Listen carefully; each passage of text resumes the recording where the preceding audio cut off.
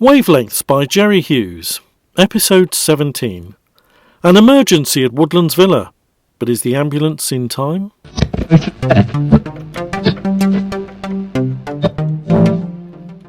heard the ambulance arrive. What's happened, Stan? She had bad head pains and was trying to get hold of her pills. Then she collapsed on the floor. Oh no. We're going now. A&E at RWH if you want to follow. Yeah, thanks very much. Yeah, we will. Yeah. I don't want to worry you, chaps, but I overheard a couple of them paramedics talking. The word stroke was mentioned. Oh, heck. It must have been that head injury, if I could get my hands on whoever done this thing. come on, Peter. I reckon you could do with a good stiff drink. Can't you think of anything else, Anton? Stan. Look, steady, mate, steady. All I want to do is follow Mirabelle to the hospital. Yeah, well, we'll go in my car. Don't worry. We'll soon be there. She's in good hands. Do you want to come with us, Anton? No, I don't think there's much point in my coming too, David. Not a lot I can do, is there? No, and I'd rather you didn't. Just get yourself down to your beloved Woodlands arms and get yourself sozzled as per usual. Come on, Stan. Come on, mate. Let's get in the car. Because getting sozzled is all that he's fit for. I'll make sure the house is locked up and secure, shall I? I'll take that as a yes, then. Are you asleep? No, I didn't want to wake you. I've just been laying here for about an hour. Look, I'm sorry I sort of stormed out earlier. You'd obviously had a hard day, and I don't suppose I helped Wayne, matters. it isn't your fault, honey. I'm sorry too. I shouldn't have snapped like I did. Hey, come here. Give me a big hug. Oh, Wayne. I'm not going to force you into telling me anything, boardroom secrets or anything like that, as I realise what professional constraints you're under. But all I will say is that you know you can trust me if there's anything you want to talk about. I know. I only wish I could talk to you about it, but really I can't. Okay. Can I get you anything? Cup of tea or coffee? Oh, that's really sweet of you, darling, but no. Something a bit stronger? Definitely not. I had 2 more whiskies after you walked out of the door tonight. Well, in that case, perhaps you should have some food. I'll do you a sandwich or something. Oh, no, really, I couldn't. Are you feeling ill? Under the weather? Wayne! Sorry, I'm doing it again, aren't I? Fussing like an old mother hen. It's okay. Really, I'm just very tired after my London trip and the meeting today. After a long week at work too, well, it's all caught up with me. Of course. Look, I'm going to watch some TV downstairs before I come to bed. Why don't you try and get some sleep, eh? I'll try. Wayne, Uh-huh. I really do love you, you know. Don't be too long in coming to bed. Please. You look all in, Stan. Do you want to go home? No fear. What time is it? Just after 3. She ain't come round as yet. But at least her heart's normal, according to the monitor there. Yeah, won't your other half be wondering where you are? It's all right. I texted Kev just after we got here. He sent me one back and said he's thinking about us. Oh, that's nice. Stan, you won't be too hard on Anton, will you? I do think he meant well, to be honest. He wouldn't know what meaning well was if it clobbered him in the mush. I still don't know why he turned up at Mirabelle's. Oh, he wasn't there with you then? No. Oh. He knocked on the door, and when I answered it, he looked like he'd been shot at. They made the excuse that he'd been looking for me to go for a drink. You don't believe him? Not one word. Hello, gentlemen. Oh, morning, Doc. Are you both related to Miss Moxon? No, I'm a close friend, and Davy is one of her tenants. I'm afraid we're not aware of any living relatives. She's never spoken about any. But Mr. Venables here is as close as any relative, I would say. I see. I'm worried sick about her, Doc. Can't you tell me anything? Well, as you appear to be the only people associated with Miss Moxon, then of course I can tell you a certain amount. I can wait outside if you like. Oh, that won't be necessary. Not to put too fine a point on it, she's suffered a stroke. At this stage, we can't really assess the severity of it. Oh, Struth. Until she regains consciousness, well, there's just no saying, I'm afraid. Morning, Lisa. Good weekend. Helen, good morning. Yes, thank you. Yourself? Well, my Saturday breakfast show sort of kicked it off, but the rest of the weekend was rather good. Great. I presume you were monitoring? Actually, no. I was rather tired after a busy week, so I afforded myself a lay-in by way of a change. So I was on my best behaviour at that time in the morning in front of that microphone for nothing. As I said to you before, I have every faith in you. I'm sure you took ownership of the Saturday breakfast show with your usual profession. Well, I'm sure that when you do listen back to it, you won't find anything much to criticise. No, I'm sure.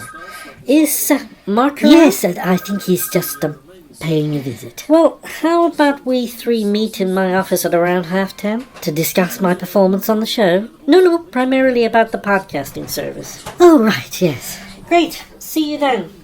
Oh, and Helen, we really must have a chat about how you got on at the course itself sometime.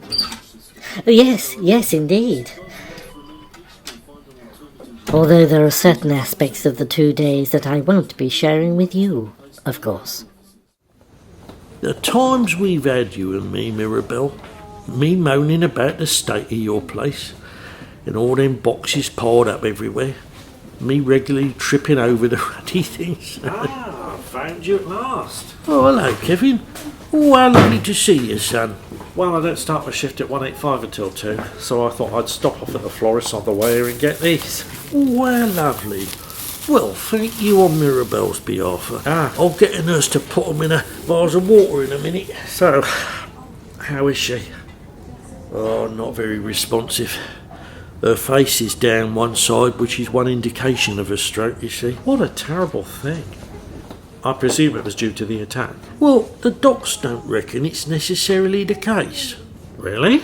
They say her blood pressure was sky high, and her cholesterol was more than it should be, so this or a heart attack was just waiting to happen, apparently. But the head injury can't have helped, surely. Well, I wouldn't have thought so.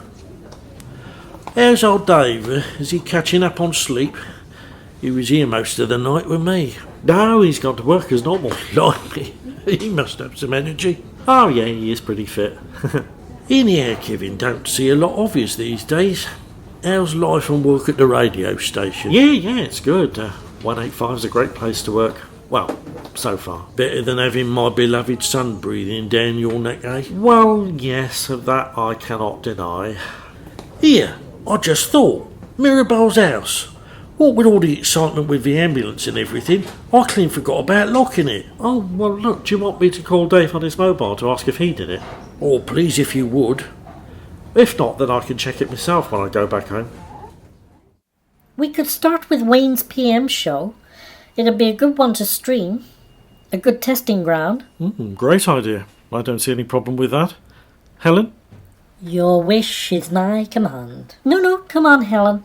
If you can suggest something better, then speak up.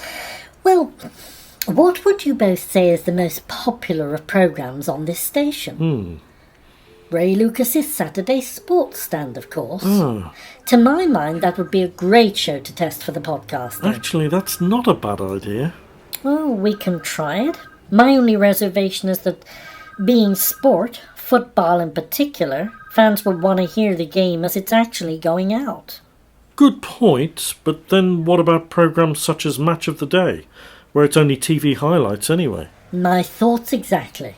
I think they'd go for it. Okay, right, let's do it. But I'd still like to give the PM show a go too. Well, I can't see there's any reason why we shouldn't podcast more than just one show. After all, the idea is to stream the entire station in due course. That'll certainly keep me busy, won't it? Actually, on the subject of keeping you busy, Helen, another idea crossed my mind, as Mark will confirm. Ah, yes, presenter cover. Oh? One of the conclusions I've come to since I started here is that we don't have any dedicated presenter to cover. You'd be the ideal person for that role. Cover? Holidays, illness, that sort of thing.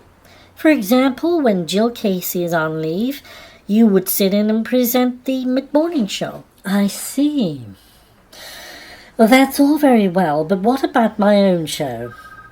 Am I to do, say, an entire week on mid-morning whilst having to prepare and present my own Saturday breakfast show? Well... Initially, perhaps. But naturally, we would endeavour to get cover for you when you are sitting in, as it were, in due course. Seems rather a come-down to me. I'm afraid I'll have to think about that. Helen, you can think about it all you like. That's what I have planned, and it's what I have decided. So you'd best get used to the idea. End of meeting, I think. My thanks to you both. Hello. Hello, Morris. Wasn't expecting to see you here. Don't you have a planning meeting this afternoon? Yes, I'm on my way. Look, this is important. I've only just heard. The old girl's been taken to hospital. Old girl? What, Mirabelle Moxon? Yes, rushed in last night by ambulance. Any idea what's wrong? Oh, stroke, apparently. Although she suffered a second break in a day or so ago and was attacked. I wonder if the two things are linked. I've no idea. But I think we've got to attempt to get all that stuff out of her house. Is that really necessary, Morris? Lord's sake, Ella, what if she doesn't survive? Somebody will then go through that place in order to clear it out, and what happens when they find it all? I just knew that getting old Miss Moxon involved was a mistake. She needed the money and was prepared to do anything without any question. Who told you? What? About her being taken to hospital with a stroke. Anton Venables. He was there with his father when she collapsed.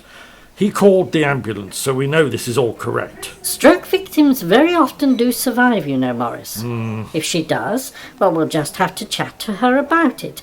See if she would still be happy to store it all for us. Or for us to make some alternative arrangements. I'm still not comfortable about all this. But okay, I don't feel I can push it any further. Look, I'll find out what ward she's in. I'll call Anton back. Yes, very well. Blimey, this place seems more musty smelling than usual. Not a place I'd like to live in. I doubt you'll ever have to, Kev. Well, everything seems all right. Perhaps we should take a look upstairs. Okay. I wonder who put the keys to the door of our flat. Oh, it must have been Anton. After all, we left him here when I took Stan to the hospital, so he must have locked up. Oh, I guess so. Tell you what, why don't you go out the back and check everything's all right in the kitchen and back rooms while I check upstairs? No, I'd rather come upstairs with you. Kevin Freeman, you're a scaredy cat. Bit too spooky for you, is it? Just in case there's somebody lurking. It'd be better if there's two of us. Oh yeah, all right, fair enough. Mind you, it is a bit spooky. So far, so good.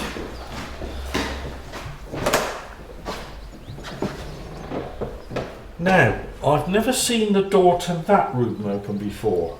Well, I don't suppose there's anything unusual in that. Even so, I'm curious to have a look. Oh, not more boxes. Yep, and just like the one your mum brought us with the remains of that hamper in. Same markings, look. Oh yeah. How come?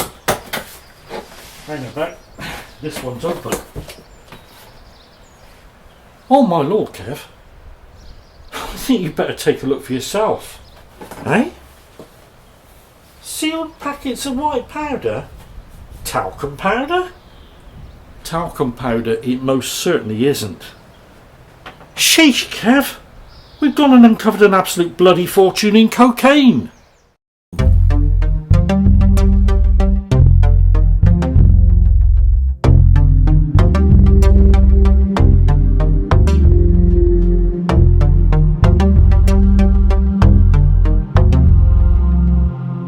Wavelengths is written and performed by Jerry Hughes. The music is by Gary Dawes.